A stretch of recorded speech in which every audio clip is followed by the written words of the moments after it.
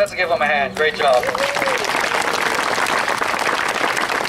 The blowing of the conch shell is the call to dinner, facing the mountain to the sea, then the sunrise to the sunset. Good evening and aloha. I'd like to welcome you to the first event of this evening, the imu ceremony. This is Hawaii's answer to the microwave oven. The only difference is this cooks really, really slow. Going back in history, man worshipped fire. He realized he couldn't eat the food he had in its natural state, in other words, raw. The Hawaiians had a trial and error period. Sometimes they burnt the food so bad they couldn't eat it. This is one particular method that they perfected, and the art of cooking is called kalua, which is simply digging a pit and burying it. The size of the pit is determined by what we want to cook in here. You can cook the beef, the chicken, the fish, sweet potato, breadfruit. We even put turkeys during Thanksgiving in here. All we have tonight is our kalua pua'a, or kalua pig, and some Hawaiian rice pudding for dessert. The process is pretty simple. First thing we do is we go up. Well, this pit here is about 3 feet wide, 4 feet long, maybe about 5 feet deep. First thing we do is we go out into the gardens and get our firewood. We like a real hardwood, keawe. It's similar to the mesquite, burns real hot. We need a good fire in there. If we can't get the keawe, we go ahead and use some ironwood pine. So we cut up the wood in pieces, place it in the bottom of the pit. Next thing we'll do is we'll lay down some of this porous rock that's stuck in my pocket.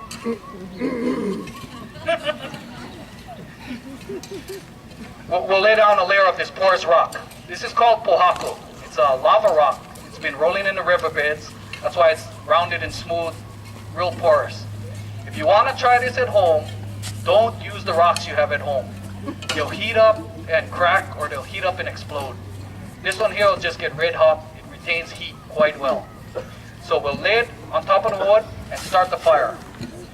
Once the fire is lit, we'll head into the garden and go get some banana stumps, banana leaves, and tea leaves. The banana stumps contain a lot of water. This will help with the steaming effect, and it also acts as a thermostat. So about an hour and a half to 2 hours later, the rocks are red hot. We'll take out all the ash and mash some banana stumps and lay it right on the rocks, and this is where the pig will sit. All the pigs we use here are raised commercially, so all we have to do, when we get them, they're already cleaned. All we have to do is season. There's one type of seasoning we use. It's called pa'akai, or Hawaiian rock salt, sea salt. If you head out to Salt Pond during our summer months, we have our own salt beds on the island. We produce our own salt. So the salt is rubbed all over the pig, in the cavities, in the thick parts, slits are made, and salt is put all over the pig. Then we place the hot rocks in and around the pig, and this is where the pig will sit for the next 6 to 7 hours. You can leave it longer if you want, but you need to put in more banana leaves or banana stumps because it will burn. Okay? What you see the guys working with here is Hawaii's beachfront property, the sand. At home when we do this, we use the dirt, the earth, the lepo. It creates a better bond. The only thing, it's a little dirtier, and it takes about 6 guys to dig up. Today we got 2 guys digging this up, too easy. Too easy. You can see we got some bed sheets. I mean, one of them's a little tired, yeah. But as you can see, we got some bed sheets here. The bed sheets just will keep everything clean, keep the sand out, and it'll also keep the steam in. If the air gets in here, it will flame up.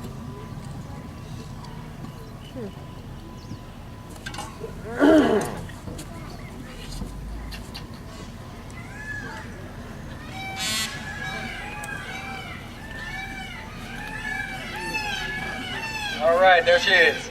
As you can see, the top layer, we have some banana leaves there. What happens, that'll help redirect the heat back down onto the pig and help melt the fat and all that.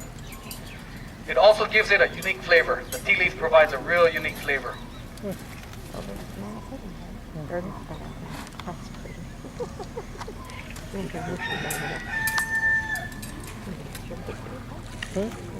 There's our 2 rice puddings.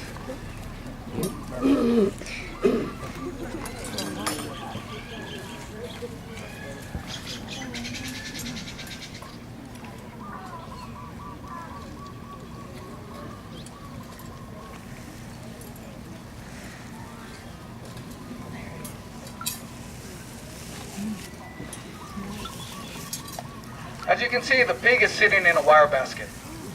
This is only so we can get it out of the pit. Back in the day, they used to sit and eat right here next to the pit, but there's no way.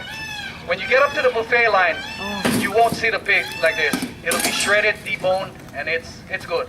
It's good. It's a really good pig. As you can see, they're taking up the rocks with their hands. I do this